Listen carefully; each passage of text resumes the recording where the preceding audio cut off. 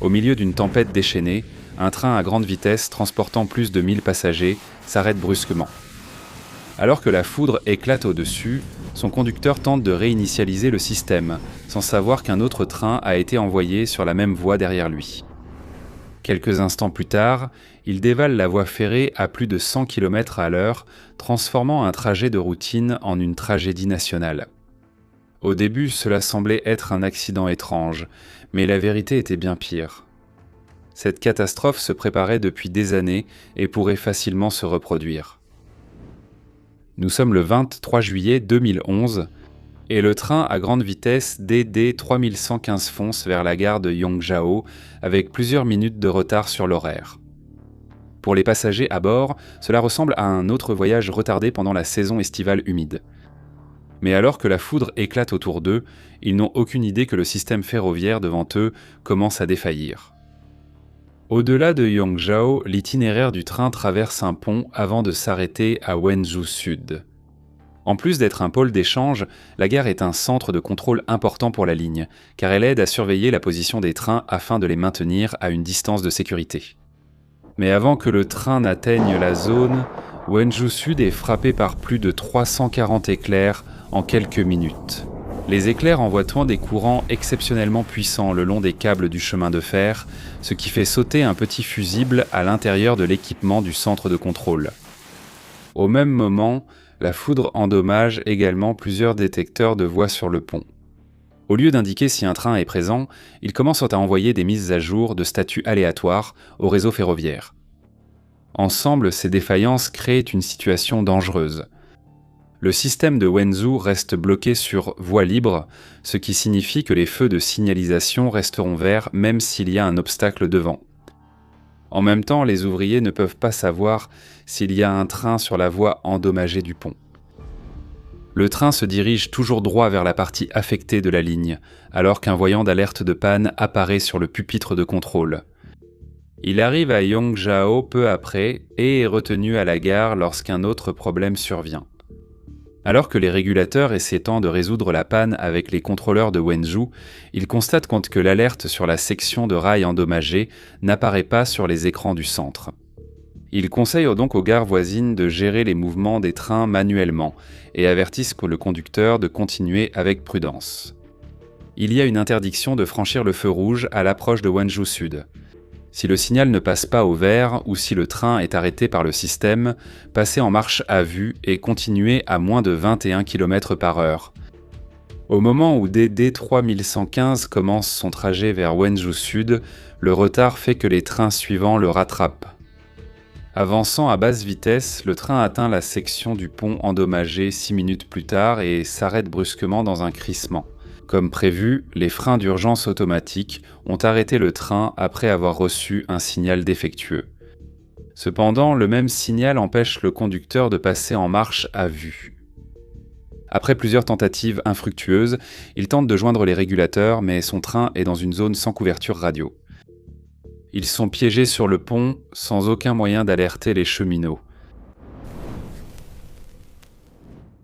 Au cours des minutes suivantes, un total de 9 appels n'ont pas abouti, et sa position reste inconnue.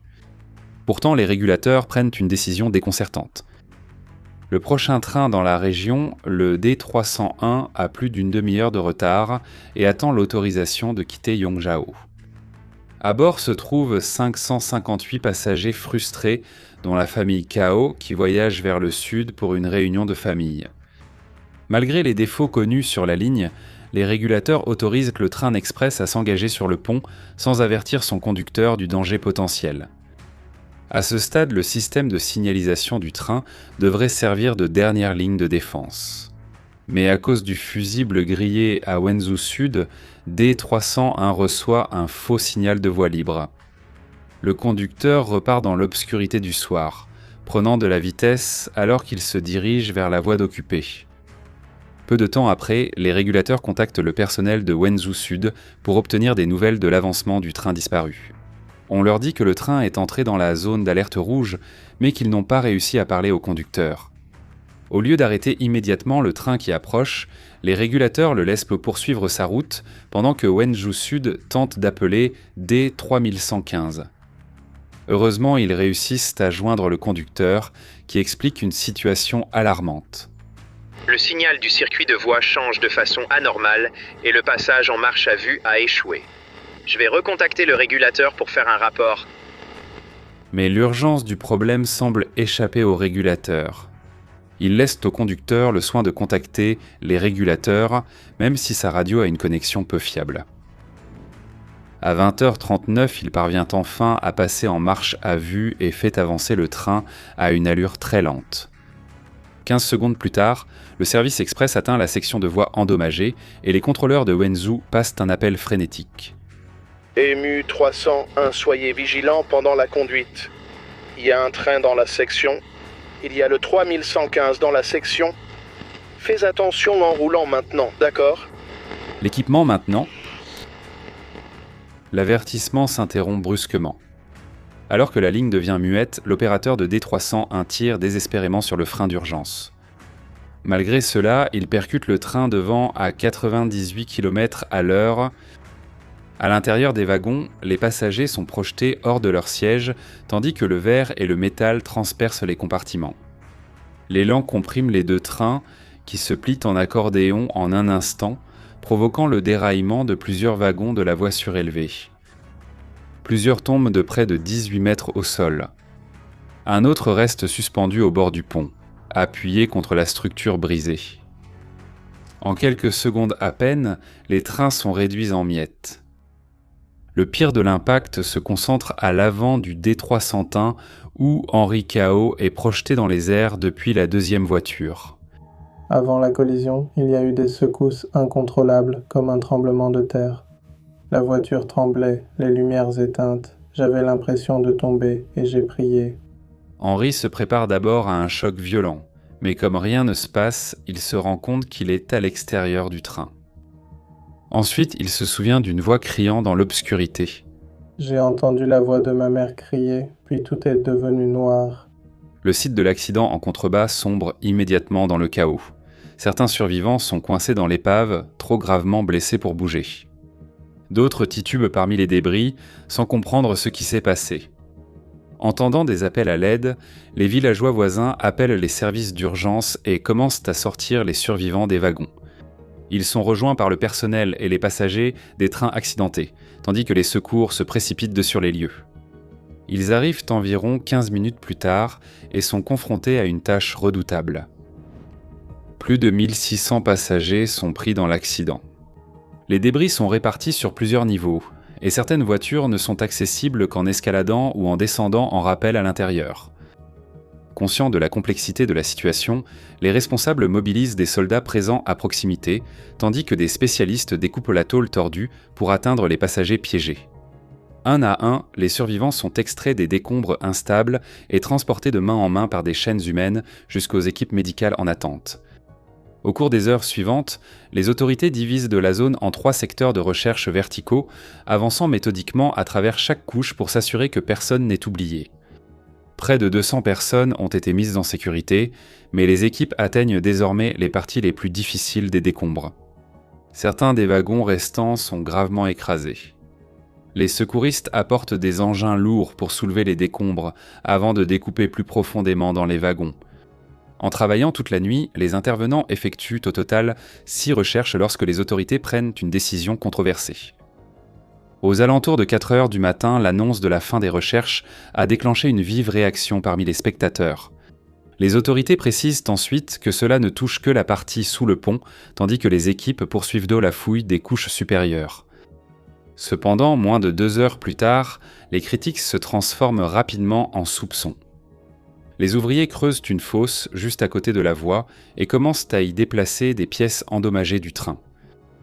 Pour les proches des passagers disparus, la scène semble impossible à expliquer.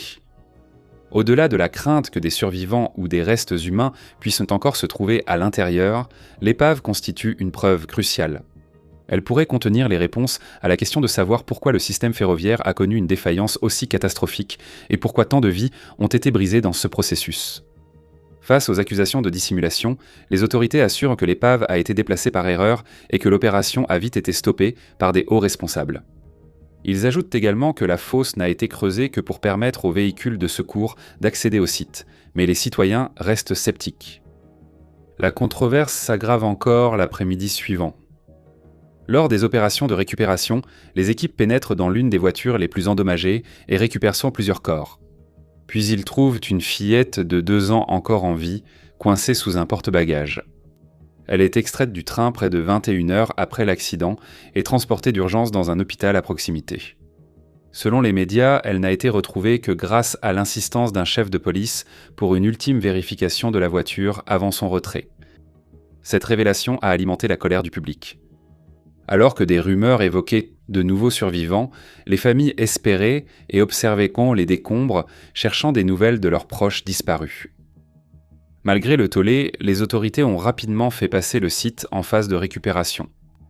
Après avoir enlevé les débris, des spécialistes ont réparé la voie et les lignes électriques, puis inspecté la structure du pont pour détecter d'éventuels dommages. Moins de 48 heures après la collision, la ligne a été déclarée apte au service et les trains ont recommencé à circuler. Les autorités ont présenté la réouverture comme un effort héroïque, en diffusant des slogans approuvés par l'État qui ignoraient le coût humain de la catastrophe. Cependant, un tableau plus sombre est apparu. Selon des rapports ayant fuité, le département de la propagande de la Chine a ordonné aux médias d'accorder le moins d'attention possible à l'accident. Il a aussi demandé aux journalistes de ne pas lier la catastrophe au réseau ferroviaire à grande vitesse chinois. Alors que les autorités tentaient donc de contrôler les médias, les gens exprimaient chaud leur méfiance en ligne. Des millions de personnes ont critiqué la gestion des secours sur les réseaux sociaux, malgré la censure. L'indignation publique s'est poursuivie durant la semaine qui a suivi l'accident. Mais à huis clos, les familles endeuillées ont affronté une seconde épreuve.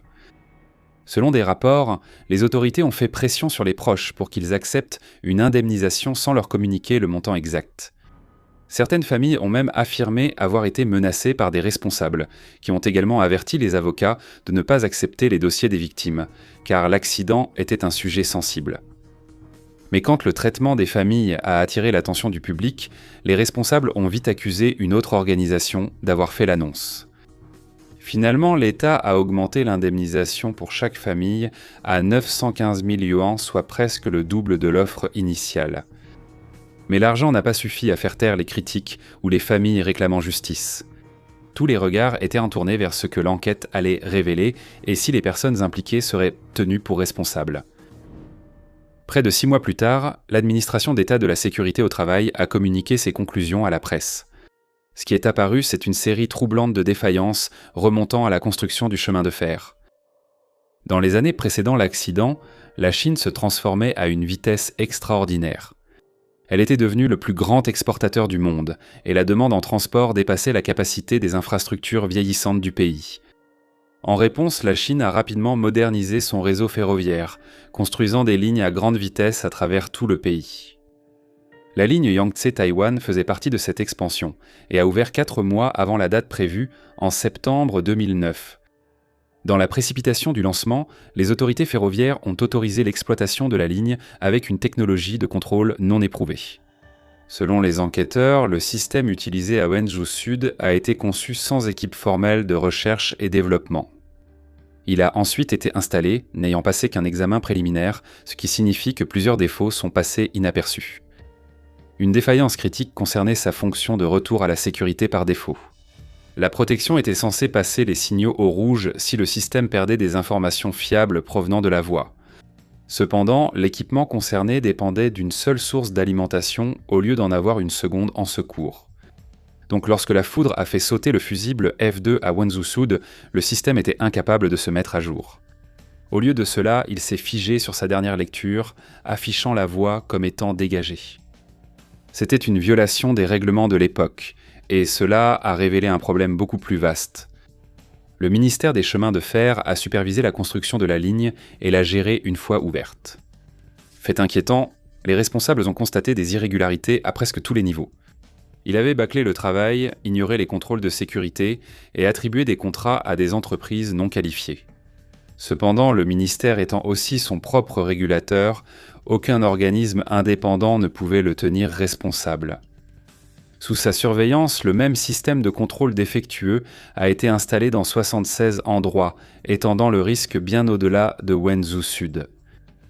À ce stade, les enquêteurs se sont rendus compte que des régions entières étaient en danger. Mais l'un des détails les plus accablants est apparu seulement quelques jours avant la collision. Le ministère des Chemins de Fer a signalé au personnel que la hausse des orages menaçait gravement les équipements ferroviaires. Surtout, mais il a souligné que les dysfonctionnements impliquant les trains à grande vitesse devaient en être traités immédiatement et selon des normes plus strictes que pour les services voyageurs ordinaires. Mais la nuit de l'accident, le ministère n'avait donné aucune nouvelle instruction aux employés. Cela expliquait en partie leur mauvaise réaction à la défaillance de la voie. Cependant, les autorités ont affirmé que le personnel pouvait encore éviter la collision. Bien qu'ils aient compris les risques météorologiques pour l'équipement, les agents de circulation et les régulateurs ont envoyé 2 trains sur une voie qu'ils savaient endommager. Ils ont également permis à D301 d'avancer à la vitesse normale d'exploitation et n'ont pas averti les conducteurs de la présence de l'autre avant qu'il ne soit trop tard. En d'autres termes, l'accident était complètement évitable. Les 2 conducteurs de train ont été innocentés dans les semaines suivantes. Cependant, une vague de sanctions a été infligée à 54 personnes responsables de la collision. Parmi les plus hauts responsables figuraient l'ex-ministre chinois des chemins de fer et l'ancien ingénieur en chef adjoint du ministère. Tous 2 avaient déjà été démis de leurs fonctions pour des accusations de corruption avant l'accident et ont été condamnés à la peine de mort avec sursis. Un autre acteur clé était l'ancien PDG de l'entreprise qui avait fabriqué le système de signalisation défectueux. Cependant, il est décédé d'une crise cardiaque 1 mois après l'accident, donc il n'a pas pu être poursuivi. Pour les responsables, ces condamnations témoignaient d'une reddition de comptes, mais beaucoup de critiques estimaient que cela masquait des problèmes profonds au sein du Parti communiste chinois, car les principaux coupables étaient déjà discrédités ou morts. Un média a résumé la frustration de façon brutale, en disant que la Chine avait choisi les 3 boucs émissaires les plus faciles du monde. Le sentiment d'injustice était également ressenti par les familles dont la vie avait été bouleversée par l'accident. Parmi ceux qui ont dû supporter les conséquences, il y avait Henry Cao. Bien qu'il ait survécu à la chute du train D301, ses 2 parents ont été tués. Henry, quant à lui, a été transporté d'urgence à l'hôpital dans un état critique et a ensuite subi l'ablation de la rate et d'un rein éclaté. À son retour aux États-Unis, il a dû faire face à des frais médicaux continus, à une entreprise qu'il ne pouvait plus gérer et à une famille de 4 personnes à soutenir. Alors que son ancienne vie s'effondrait, le stress a eu un impact sur sa santé mentale et sa famille se battait encore pour obtenir une compensation qu'elle jugeait équitable plus d'1 an plus tard. Alors que des familles comme les Cao luttaient pour la justice, la Chine a dû affronter les problèmes liés à ses ambitions de train à grande vitesse. Le ministère des Chemins de Fer a réduit les vitesses d'exploitation sur l'ensemble du réseau par précaution, et la construction de nouvelles lignes s'est arrêtée net. Ils ont également lancé des audits de sécurité à l'échelle nationale, inspectant 1 à 1 les systèmes de contrôle le long de la ligne Yongwei. Suite à son rôle controversé dans les travaux à Wenzhou, la Chine a finalement dissous le ministère des Chemins de Fer dans son ensemble.